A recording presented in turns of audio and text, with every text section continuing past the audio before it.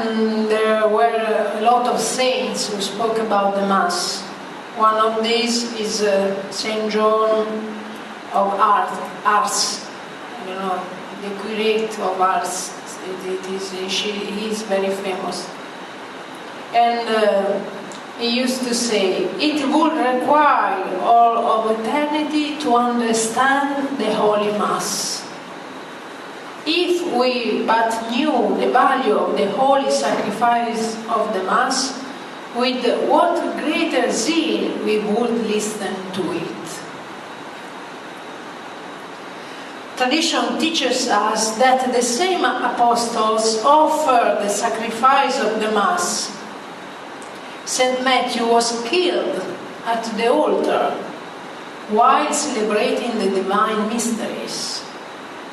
According to the legend, St. Andrew told the judge Egea, "Every day I sacrifice to Almighty God, not the flesh of bulls or the blood of lambs, but the Immaculate Lamb." And the first principle of our faith is that the Mass is the true sacrifice of Christ. Because today the tendency is to think of the Mass like a banquet, like a feast, where we can enjoy together, we can sing, sometimes dancing during the Mass. No. The first thing is that the Mass is the same sacrifice of Jesus on the cross. We have to think of this when we participate to the Mass.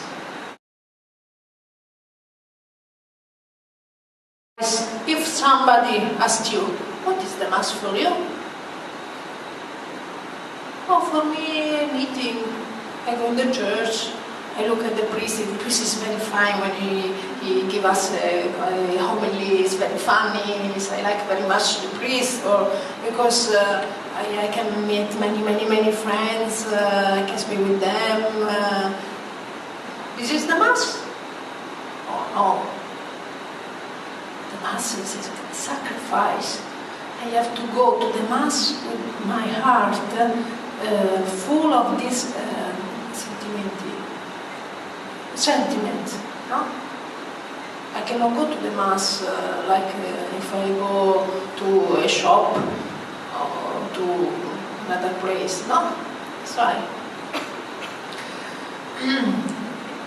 That's why the two elements is it is a true, really representation of the sacrifice on the cross, and the sacrifice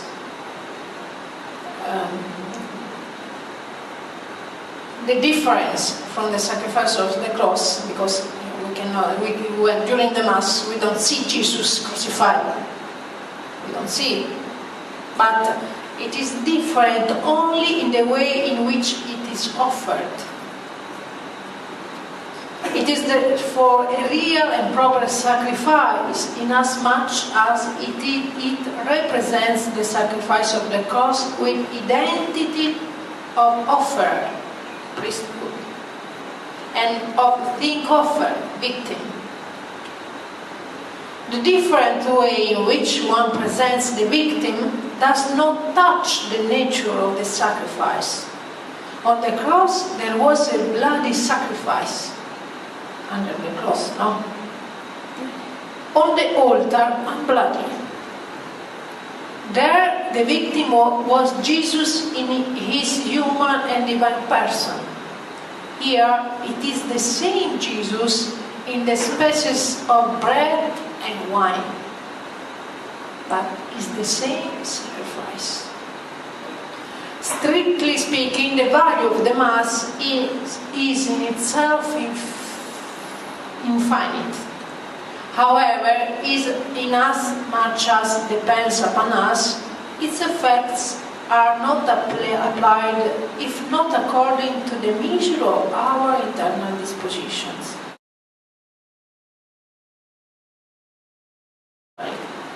And you know also that Luther denied the sacrificial character of the Mass and exposed the theory of the supper, distinguishing between the Mass and sacrifice. And sometimes